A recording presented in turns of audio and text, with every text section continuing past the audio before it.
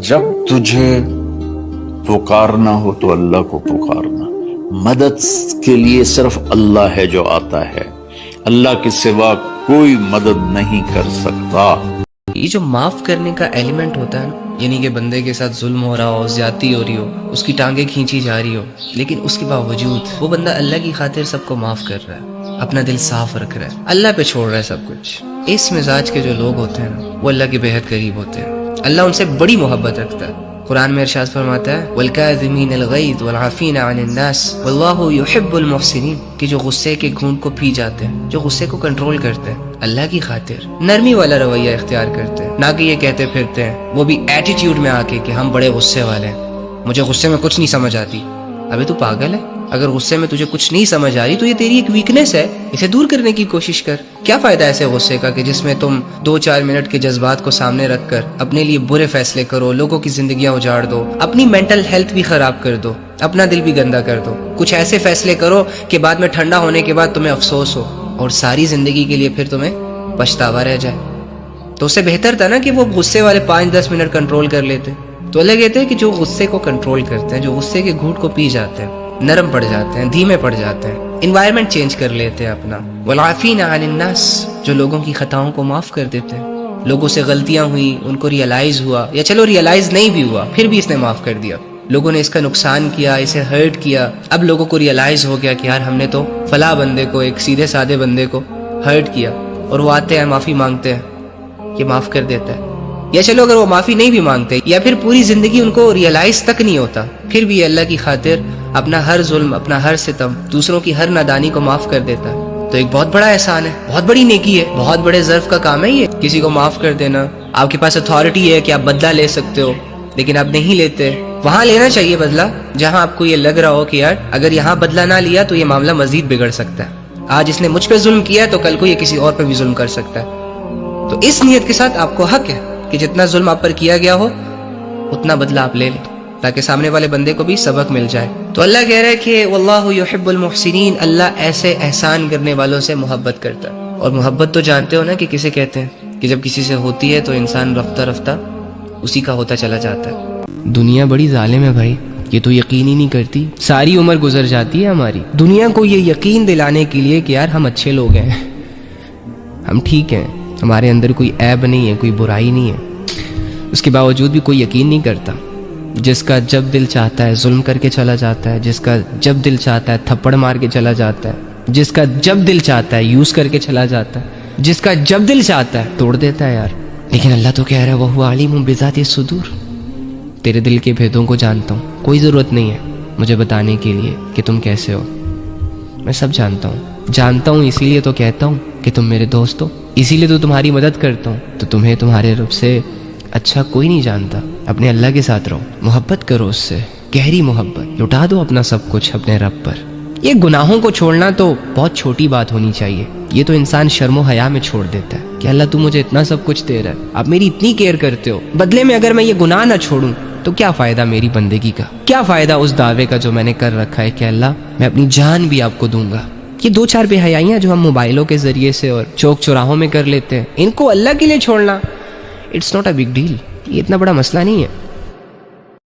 دین پہ چلتے ہوئے شرم محسوس نہ کرو، وہ جو اصل ہے اذان دیتے ہوئے شرم محسوس نہ کرو، داڑھی رکھتے ہوئے شرم محسوس نہ کرو، نماز پڑھتے ہوئے شرم محسوس نہ کرو. جہاز میں ہو نماز پڑھیں گے بھائی ہم، ٹرین میں ہو نماز پڑھو، جو بولے ملا ملا بولے، جو مرضی. عورت ہے پردہ کروں گی میں، چاہے مجھے ملا نہیں بولو یا جو مرضی بولو، میں پردہ کروں گی. لیکن دوسری طرف ایک ایکسٹریم لیول یہ بھی ہے کہ بعض لوگ اتنے مستغنی ہو جاتے ہیں کہ نمونے بن کے بھی ان کو شرم نہیں آ رہی ہوتی، وہ نمونے بنے ہوئے ہوتے ہیں. تو بھائی اس طرف اتنا نہیں جانا کہ آپ کی ڈریسنگ ایسی عجیب سی ہو گئی. یہ 2 انتہائیں ہیں جس کے بیچ میں ہم نے بولو چلنا ہے. انسان کی پرسنالٹی ایسی ہونی چاہیے کہ انسان جب بادشاہوں سے ملے نا تو ان کو یہ نہ محسوس ہو کہ یہ ہم سے چھوٹا ہے، اور جب غریبوں سے ملے ان کو یہ نہ محسوس ہو کہ یہ ہم سے بڑا ہے. اللہ کہہ رہا ہے کہ اب کوئی مصیبت پہنچی ہے تو سوچو کہ بالکل ٹھیک ہوا ہے، بالکل ٹھیک ہوا ہے. ہاں اللہ کی ایک رحمت یہ ہے کہ اگر ہم یہ سوچیں بالکل ٹھیک ہوا ہے تو پھر رو تو سکتے ہی نہیں ہے. اب میں یہ نہیں پوچھ سکتا کہ ایک طرف تو آپ کہہ رہے ہیں کہ جو ہوا بہتر ہوا، تو پھر آنکھوں سے آنسو کیوں آ رہے ہیں؟ ٹھیک ہے نا، اللہ کی اتنی رحمت، اللہ نے کہا بھائی یہ تمہارے کنٹرول میں نہیں ہے، اس پہ کوئی مواخذہ نہیں ہوگا. اتنا اچھا حکم دے دیا یار اللہ نے، اور کیا چاہیے؟ جو غیر اختیاری غم ہو رہا ہے وہ تو ٹھیک ہے، ہونے دو، اس پہ اللہ پوچھے گا نہیں، منہ سے الفاظ صحیح نکلنے چاہیے. ٹھیک ہے نا. نبی صلی اللہ علیہ وسلم کی نواسی کا جب انتقال ہوا تو آپ کی آنکھوں سے آنسو. آپ نے فرمایا کہ دل غمزدہ ہے، حدیث کا مفہوم پیش کر رہا ہوں، اور آنکھوں سے آنسو ہیں، لیکن زبان وہ کہے گی جس پہ ہمارا رب راضی ہو. زبان وہ کہے. اس لیے غموں میں انسان کا پتہ چلتا ہے بھائی کتنا دین ہے, کتنا دین اندر کیا ہے. تو غم اور خوشی یہ دو چیزیں ایسی ہیں, اندر کا انسان نکل کے باہر آ جاتا ہے. اللہ سے دعا مانگو, ہم کمزور ہیں, اللہ ہمیں غم نہ دے. تو ہر ایک کا حوصلہ نہیں ہوتا, اللہ سے عافیت مانگنی چاہیے. لیکن اللہ نہ کرے کوئی غم آ جائے تو بھائی غلط سوچنے پر اللہ نے ہم پر پابندی, اور اللہ کے اوپر بہت احسان ہو گیا کہ اللہ نے غلط سوچنے پر پابندی لگائی. اللہ نے کہا تم صحیح سوچو گے, بالکل صحیح ہوا ہے, ٹھیک ہے نا, اسی میں خیر ہے. یار قسم سے 5 منٹ کے لیے رات کو سوچو بیٹھ کر کہ اگر اللہ رب العزت نے ابھی مجھے بلا لیا اپنے پاس تو کیا میرے اعمال ایسے ہیں کہ مجھے اللہ کامیاب کر دے گا؟ کیا میری نمازیں پوری ہیں؟ کیا میرا اللہ کے ساتھ کنیکشن سٹرونگ ہے؟ کیا میں نے قرآن کے حلال اور حرام کو جانا اور پھر مانا؟ کیا نبی صلی اللہ علیہ وآلہ وسلم کی محبت میرے دل میں ہے؟ کیا نبی صلی اللہ علیہ وآلہ وسلم کے طریقوں کے مطابق میری زندگی ہے؟ اب حیرت کی بات یہ ہے کہ جس انسان کی زندگی میں اس کے اعمال ڈسٹرب ہو, جس انسان کی زندگی میں اس کی نمازیں ڈسٹرب ہو, جس انسان کی زندگی میں اس کا اخلاق ڈسٹرب ہو, جس انسان کی زندگی میں اس کے اللہ کا تعلق ڈسٹرب ہو, کیا ایسے انسان کے ساتھ یہ سوٹ کرتا ہے کہ وہ ناچے, وہ گائے؟ حدیث میں آتا ہے کہ انسان کو اس کی گھر والی کی طرف سے, اس کی اولاد کی طرف سے, اس کے جسم کی طرف سے تکلیفیں پہنچتی رہتی ہیں اور اس کے گناہ معاف ہوتے رہتے ہیں حتی لقی اللہ طاہرا مطہرا, جب اللہ کے پاس آتا ہے نیٹ کلین, بالکل گناہوں سے پاک صاف ہو گیا. لیکن یہ تکلیف وہ ہوتی ہے جس میں صبر کی توفیق بھی ملتی ہے, کیونکہ اللہ دے رہا ہے نا تکلیف, اور اللہ سزا کے طور پہ نہیں بلکہ کفارے کے طور پہ, تاکہ ہمارے پاس آئے تو صاف ستھرا ہو گئے. تو اس تکلیف میں پھر صبر کی توفیق, اس لیے علماء کہتے ہیں جس تکلیف میں صبر کی توفیق مل رہی ہے سمجھ لو یہ رحمت ہے. جو لوگ یہ کہتے ہیں کہ ہمارے دل کو سکون نہیں ملتا, ان کے لیے بات ہے. حضور نے فرمایا صلی اللہ علیہ وسلم, حضور نے فرمایا دل کو نہ زنگ لگ جاتا ہے. عرض کی کہ یا رسول اللہ دل کو زنگ لگ جاتا ہے؟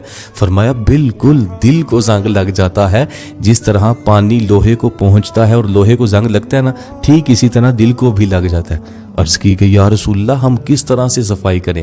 حضور نے فرمایا پہلے نمبر پہ کثرت سے موت کو یاد کرے, دوسرے نمبر پہ کثرت سے قرآن کریم کی تلاوت کرے. اب موت کو یاد کرنا کیا ہے؟ میں نے مرنا ہے, نہیں یار یہ گناہ نہیں کرنا, میں نے مرنا ہے, نہیں بری بات نہیں کرنی, چغلی نہیں کرنی, غیبت نہیں کرنی, میں نے مرنا ہے. یہ قبر ہے, اللہ اکبر, میں نے بھی قبر میں جانا ہے, یا اللہ معافی, یا اللہ معافی, یا اللہ معافی. یہ ہے موت کو یاد کرنا اور کثرت سے قرآن کی تلاوت کرنا. آپ یہ کر کے دیکھیں, جس کو ساری زندگی سکون نہیں نہ ملا, اس میں سکون ملے گا. جب زندگی میں سب صحیح چل رہا ہوتا ہے نا, تو آپ کو نہیں پتا ہوتا کون آپ کا ہے کون آپ کا نہیں ہے, کون دوست ہے کون نہیں ہے, بس ایک رش سا لگا ہوا ہوتا ہے زندگی میں. Everybody is around you. اصل جب زوال آتا ہے نا, یا وقتی زوال ہے, کوئی نقصان ہو جائے, کہیں نیگیٹو پبلسٹی ہو جائے, تو آپ کو اس وقت کوئی دکھتا ہی نہیں ہے.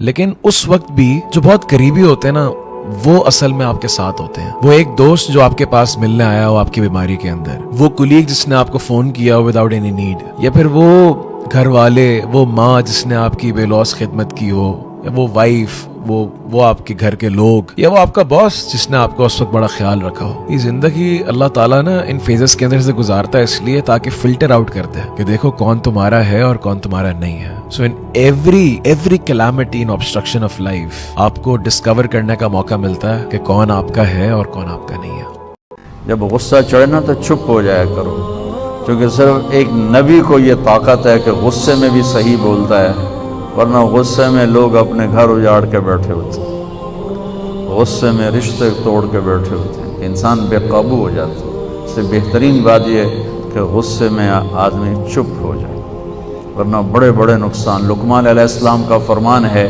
کہ بیٹا میں چپ رہنے پہ کبھی نہیں پچھتایا, میں ہمیشہ اپنے بول پہ پچھتایا, ہمیشہ اپنے بول پہ پچھتایا. ان کے سر پہ ذمہ داریاں نہیں ہوتی, وہ محنت نہیں کرتے. ہم لوگ کتنے لکی ہیں کہ ہمارے پاس ہر سال رمضان کا مہینہ آتا ہے. لیکن 12,000 سال پہلے جو لوگ ہوتے تھے نا, وہ بھوک میں زیادہ تیز بھاگتے, زیادہ مشقت کر سکتے تھے, کیونکہ انہیں کھانا پکڑنا ہوتا ہے, انہیں پلیٹ میں مل جاتا ہے. یہ آپ ہی کی تھیوری ہے کہ انسان کو اگر سب کچھ مل جائے وہ محنت نہیں کر پاتا, سر پہ نہیں پڑتی. یہ ہماری جینز میں بسا ہوا ہے, ہمارے ایک ایٹم میں بسا ہوا ہے کہ آپ کو بھوک لگے گی تو آپ زیادہ محنت کرو گے. بھوک میں بندہ برائی سے بھی بچتا ہے. یہ ایلیمنٹ ہماری انسٹلڈ ہے ہمارے اندر. سب سے پہلے تو میرا پیغام اس بندے کے لیے جس کی موٹیویشن 2-4 دن کے بعد غائب ہو جاتی ہے، بھائی تجھے یقین نہیں ہے اللہ پہ، تجھے یقین نہیں ہے قیامت کے دن پہ، تجھے یقین نہیں ہے اللہ کے انصاف پہ، تجھے یقین نہیں ہے اللہ کی پکڑ پہ. جب تجھے یقین ہوگا نا تو تیری کمر بستر پہ نہیں لگے گی. جب تجھے یقین ہوگا تو تجھے یہ گرم بستر میں گرمائش محسوس نہیں ہوگی. جب تجھے یقین ہوگا تو تو نماز نہیں چھوڑے گا. تجھے اپنی وہ چیخیں جب سنائی دیں گی نا کہ اللہ کس طرح پکڑتا ہے جب بندہ ایک نماز چھوڑتا ہے، جب وہ چیخیں سنائی دیں گی تو دوڑتا ہوا جائے گا، نماز پڑھے گا. بات تو یقین کی ہے، تجھے یقین نہیں ہے اللہ پہ، تجھے قیامت کے دن پہ حساب پہ یقین نہیں ہے. جب بندے کو یقین ہوتا ہے نا میرے ایگزامز آنے والے ہیں اور ان کی بیس پہ میرا فیوچر ڈیسائیڈ ہوگا، ان کی بیس پہ میرا اچھا لائف سٹائل ہوگا، ان کی بیس پہ میں پاس ہوں گا تو مجھے ریوارڈ ملے گا، میں فیل ہوں گا تو مجھے لوگ حقارت کی نظروں سے دیکھیں گے، مجھے ذلیل کریں گے. تو جب بندے کو وہ بے عزتی امیجن کرتا ہے بندہ اپنے ذہن میں، تو پھر وہ دن رات فکر کرتا ہے، کوشش کرتا ہے، محنت کرتا ہے اور پاس ہو کر دکھاتا ہے. کیوں؟ اسے یقین ہوتا ہے. کیوں؟ اسے خوف ہوتا ہے میری بے عزتی ہوگی. خواتین جو ایئر رنگز پہنتی ہے اس کو عربک میں کیا بولتے ہیں؟ Hub. Why it is called hub? ہا با because it moves all the time. تو محبت جس کے دل میں بیٹھ جاتی ہے نا وہ پھر اس کو نہیں بیٹھنے دیتی. Love doesn't let you sit. You go out. You do something. You don't stay relaxed. قرآن میں اس لیے تو آتا ہے جن کو محبت ہو جاتی ہے اللہ تعالیٰ سے تتجافى جنوبهم عن المضاجع يدعون ربهم خوفا وطمعا ومما رزقناهم ينفقون. ان کی پھر جو پہلو ہے نا وہ زیادہ دیر بستر سے لگے نہیں رہتے. They can't sleep for 8 hours. They can't relax too much. ان کو پھر وہ بے چینی ہوتی ہے، وہ کھڑے ہو جاتے ہیں اللہ کی محبت کے لیے. کسی کی زندگی میں اللہ کی محبت نہیں ہے تو اس کی زندگی اندھیروں سے بھر جاتی ہے with no light. اس کی زندگی میں جو بیماری ہے نا اس کا پھر کیور کوئی نہیں ہوگا. اس کی جو لائف ہے نا وہ لائف نہیں ہوتی، وہ as if that person is dead. وہ زندہ تو ہے لیکن وہ مردار کی طرح ہے جو بس چل پھر رہا ہے اور کھا پی رہا ہے. اصل جو محبت ہے نا اللہ تعالیٰ کی، it gives meaning to life. جس کی زندگی میں اللہ کی محبت ہے نا اس کا جینا جینا ہے، اور ادروائز کسی کا جینا جینا ہی نہیں ہے. اللہ کی قسم اگر دلوں میں نفرت ہوگی نہ نماز کام آئے گی، نہ روزہ کام آئے گا، نہ حج کام آئے گا، نہ زکوٰۃ کام آئے گی، نہ یہ دیکھیں چڑھانا کام آئے گا. اگر دل صاف نہیں تو ہر شے برباد ہو جائے گی. دل صاف کرو. کمرہ صاف ستھرا ہو نا تو ایک چیئر پڑی ہوئی بھی خوبصورت نظر آتی ہے، اور کمرہ گندا ہو تو سونے کا تاروں کا قالین بچھا دو تو وہ بھی گندا ہو جائے گا. صاف دل کے ساتھ تھوڑی سی بھی بندگی کرو گے تو اللہ کو خوبصورت نظر آئے گی. شکریہ یوسف علیہ السلام. آپ ہی کے قصے سے ہمیں پتہ چلا ہے کہ انسان سے نفرت اس کی خامیوں کی وجہ سے نہیں بلکہ اس میں موجود خوبیوں کی وجہ سے کی جاتی ہے. اور آپ ہی کے قصے سے ہمیں پتہ چلا ہے کوئی کس قدر مرضی آپ کو گہرے کنویں میں دھکیل دے، کس قدر مرضی آپ کو کوئی بھیریوں کے آگے ڈال دے، کچھ بھی آپ کا نقصان نہیں پہنچا سکتے جب تک اللہ نہ چاہے. اور آپ ہی کے قصے سے ہمیں پتہ چلا ہے کوئی کس قدر مرضی آپ کو نقصان پہنچانے کی کوشش کرے لیکن جس کو اللہ عزت دے اس کو کوئی رسوا نہیں کر سکتا. اور آپ ہی کے قصے سے ہمیں پتہ چلا ہے کہ لوگوں کی چلی ہوئی چال سے پریشان نہ ہونا وہی ہے جو اللہ نے چاہا.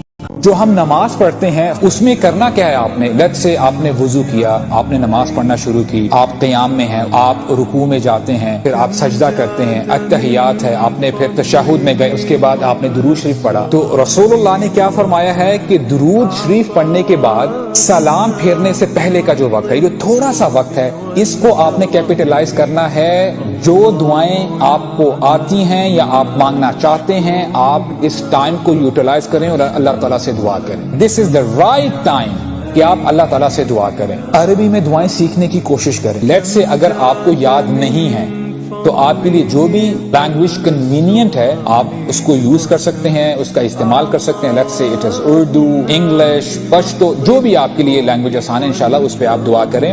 لیکن پریفریبل یہی ہے کہ آپ انشاءاللہ عربک لینگویج میں دعا کریں. ساری خرابی یہاں سے شروع ہوتی ہے. آپ اپنے آپ کو جب غریب سمجھنا شروع کرتے ہو اس وقت ساری پھٹکار برستی ہے، حرام کی طرف جاتا ہے. اپنے آپ کو اسلام میں غریب سمجھنے پر پابندی ہے. سمجھ رہے ہو؟ یہ مسئلہ سن لو. آپ پر لازم ہے کہ اپنے آپ کو غریب مت سمجھو. وہ لوگ کھاتے پیتے ہیں، اللہ کا دیا بہت کچھ ہے تاکہ بھکاری پن نہ آئے، اور غریب سمجھے نا اپنے آپ کو. صبح و شام کھا رہے ہیں. لوگ کہتے تھے دنیا میں آئے ہیں مریں گے تو بات ختم ہو جائے گی.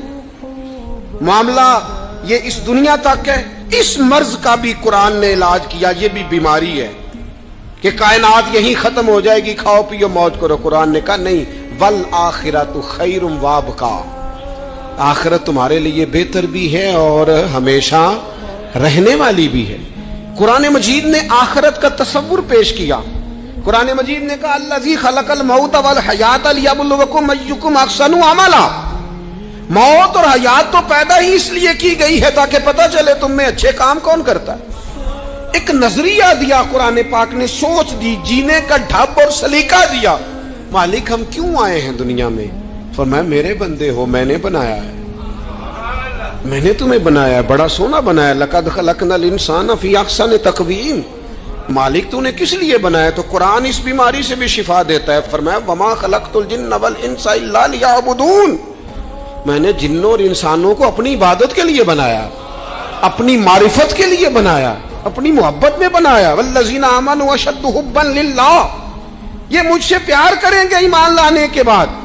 رسول اللہ صلی اللہ علیہ وسلم کی حدیث ہے من عاش علی شیء مات علیہ. تم جیسے اپنی زندگی گزارو گے نا, تمہیں موت بھی اسی حالت میں آئے گی. اگر تم دیکھنا چاہتے ہو تمہیں موت کس حالت میں آئے, بس یہ دیکھ لو کہ تم آج کیسی زندگی گزار رہے ہو. It's that simple. اور پھر رسول اللہ فرماتے ہیں من مات علی شیء بعث علیہ. جو شخص جس حالت میں مرے گا اس کو اٹھایا بھی اسی حالت میں جائے گا. تو آپ دیکھ لیں یہ سارا کنیکٹڈ ہے. آپ جیسے اعمال ایسے کریں گے موت بھی ویسے آئے گی اور آپ کو ویسا اٹھایا جائے گا. جب اللہ ہم سے پوچھے کہ زندگی دی تھی کہاں گزاری تو ہم کچھ نہ کہہ سکے. جب اللہ پوچھے جوانی دی تھی جوانی کہاں گزاری تو ہمیں اللہ کے سامنے شرم آئے یہ کہتے ہوئے بھی کہ میری جوانی تو ان اعمال میں گزری ہے. تو ایسے اعمال کرے ہی نہ جو اعمال اللہ کے سامنے کل کو آپ کو شرمندہ کر سکتے ہیں, کیونکہ آپ کے فیصلے لوگوں نے نہیں کرنے, اللہ نے کرنے. کچھ دیر کے لیے اللہ کی عبادت کر لو, کچھ دیر کے لیے اللہ اور اس کے رسول کے نام پر غیرت کر لو, اپنی خواہشوں کو محدود کر لو, اپنے نفس کو اپنے ہوس کو تھوڑی سی لگام ڈال لو. مرنے کے بعد اللہ رب العزت ہر چیز آپ کے قدموں میں رکھ دے گا. یار تھوڑا سا صبر ہی کرنے کو تو کہا ہے اللہ رب العزت نے, کسی چیز سے منع نہیں کیا. جن خواہشوں کو آپ یہاں لوگوں سے چھپ چھپ کر پورا کرنے کے لیے دوڑتے ہیں نا, وہی خواہشیں جب آپ آخرت میں اللہ کے سامنے پوری کریں گے تو اللہ خوش ہوگا. اللہ نے اگر ایک مرتبہ آپ کو جنت میں انٹرنس دے دی تو اس کے بعد تمہارا رب اور تمہاری موج مستی, تو کیوں اس دھوکے کے گھر سے اپنا دل لگایا ہوا ہے؟ یار ریالٹیز میں قدم رکھیں, آخرت کے گھر بنائیں, آخرت کے باغ لگائیں. اور ہوگا کیسے؟ اعمال سے, عبادت سے, توبہ استغفار سے. وہ لوگ جو آپ سے گناہ کرواتے ہیں, آپ کے گناہوں کی وجہ بنتے ہیں, ان لوگوں کو بغیر سوچے سمجھے تھوڑے سے عرصے کے لیے چھوڑ دیں. وہ عرصہ اللہ کے ساتھ گزاریں جو آپ کی زندگیاں پاک کرنا چاہتا ہے, جو آپ کے گناہوں کو مٹانا چاہتا ہے. اپنے دل کو دنیا سے پاک کریں, اللہ کو اس میں ایڈ کریں تاکہ آپ کے دلوں میں غیرت ڈیولپ ہو. کوشش کریں گے نا انشاءاللہ تو یہ گندی زندگیوں کو رخصت کریں اور اچھی زندگی کو سیکھیں. اگر آپ بھی تکلیف, مصیبت اور پریشانی کی وجہ سے ڈپریس ہوتے ہیں تو اس اسلامک کانسیپٹ کو سمجھ لیں, آپ کا دل بھی ہلکا ہو جائے گا اور نعمت اسلام پر فخر محسوس ہوگا. اللہ آپ سے سوال کرتے ہیں ام حسبتم ان تدخلوا الجنہ, کیا تم نے جنت کو اتنی آسان سمجھ لی ہے کہ بغیر کسی آزمائش کے آسانی کے ساتھ ہم وہاں پہنچا دیں گے؟ حالانکہ پہلوں کی طرح ابھی تو آزمایا بھی نہیں ہے, چھوٹی موٹی پریشانی کے نتیجے میں اتنے واویلے شروع کر دیتے ہو. تم سے پہلوں کو اتنا آزمایا کہ قدم ڈگمگا گئے. ان کے نبی کہنے لگے متی نصر اللہ, اے اللہ اب مدد کب آئے گی؟ تو ہم نے ان سے کہا کہ بس اب پہنچ چکے ہو, مدد بہت قریب ہے, تھوڑا آگے بڑھو, مدد تک پہنچ جاؤ گے. اور دوسرا ان مع العسر یسرا, آپ کتنے ہی سخت تکلیف, پریشانی اور مصیبت میں ہو, ذرا ارد گرد نظر دوڑائیں, آپ کو کچھ نہ کچھ اپرچونیٹیز اور آسانیاں نظر آئے گی. یہ مکس اپ ہے آسانی اور پریشانی کا, آپ کو نکھارنے, سنوارنے, بنانے اور بیوٹیفائی کرنے کے لیے. اور یہ اس شخص کے لیے ہے جو دونوں طرف نظر دوڑائے, آنکھیں بند کر کے اندھیرے میں گیو اپ کر کے بیٹھ نہ جائے بلکہ باہر نکلے. صبر, شکر, تقوی, توکل, یہ سارے کانسیپٹ اسی لیے ہیں تاکہ انسان اسے فیس کر کے آگے بڑھے. اور تیسرا وَلَسَوْفَ يُعْطِيكَ رَبُّكَ فَتَرْضَى, کہ ان تمام مائنڈ سیٹ کے ساتھ اگر صحیح محنت, صحیح رخ کے ساتھ, صحیح جگہ اگر کرو گے, اللہ تمہیں اتنی خوبصورت منزل پر پہنچائے گا کہ پیچھے جتنے غم تھے, اسٹرگل اور سٹریس جسے, وہ تم خوبصورت اپنی کہانی کے طور پر یاد کرو گے اور اللہ کا شکر کر کے تم بہت زیادہ خوش ہو جاؤ گے. اللہ جب کسی سے محبت فرماتا ہے اس کو نرم مزاج بنا دیتا ہے, اس کے اندر نرمی آ جاتی ہے, اس کی طبیعت میں ایک دوسرے کے لیے ہمدردی آ جاتی ہے. اسی لیے نبی کریم صلی اللہ علیہ وسلم ارشاد فرماتے ہیں من یحرم الرفق یحرم الخیر, جس کو اللہ کی طرف سے نرمی والی صفت سے محروم کر دیا گیا وہ بہت بڑی خیر سے محروم ہو گیا.